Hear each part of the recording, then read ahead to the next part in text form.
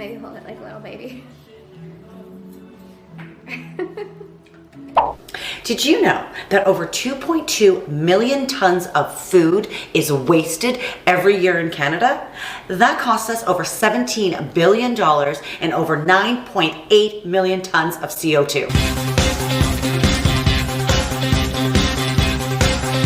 Grieve, the accidental environmentalist. Welcome to the Lazy Person's Guide to Living Sustainably, where I will show you how everyday little changes can have real impact. Now, when you think of 9.8 million tons of CO2, yeah, what does that mean?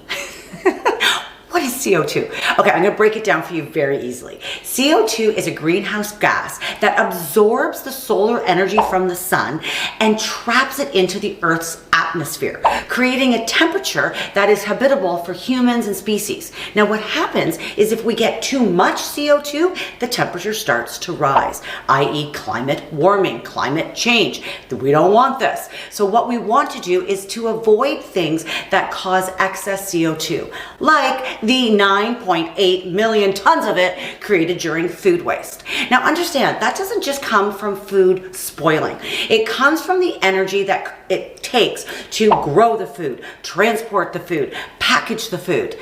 Really, at the end of the day, we are throwing out too much food. So what can I do about this? Well, we can buy less, buy smart, and use what we have. Shopping local is a great way to cut down on the transport required to get the food to you. It's also a great way to support your local farmers, makers, and economy. Now, if you live somewhere where there aren't a lot of farmers markets, that's okay. You can eat in season. Along with fresh vegetables, you'll be supporting Canadian farmers and you'll be cutting down on food miles. You also might put a few extra pennies in your pocket because it'll cost less to get the food to you. There are a lot of fruits and vegetables that grow all year long here in Canada. Leafy greens, root vegetables, and of course, our national fruit, the blueberry. Did you know that was our national fruit? I bet you thought hockey was our national sport. Lacrosse. Now, once you get your food home, the trick is we want to keep this food around longer, giving us enough time to eat it. All of it. One tip, you want to store your berries in glass jars. This will keep your berries fresher for up to 30% longer. You can also do a vinegar wash on your berries. No, your berries aren't going to taste like fish and chips. What you're going to do is 10 parts water, 1 part vinegar, put it into a big sink, wash all your berries, let them dry, put them in the mason jar, put them in the fridge, they'll be around forever. How about your potatoes? Oh yeah, store those in a bag in a dark place, pop in an apple. Now, apples naturally produce ethylene gas, which helps the potato to stay fresher. It won't sprout on you.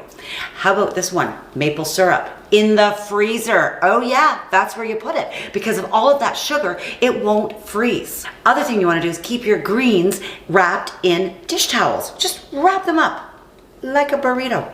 Store them crispy, ready to eat. The freezer is your friend. You can put so many things in there right before they go off. Bananas, I have a very hard time guessing the banana consumption in my house. 1 week, they're gone in a day. The next week, they're all sitting there. Boom, into the freezer they go.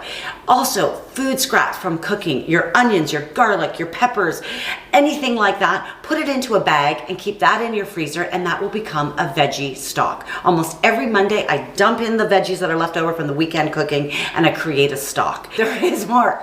Okay, so don't toss all those scraps because you can actually regrow some of them. This is the best, 2 for 1. You can buy lettuce and grow lettuce.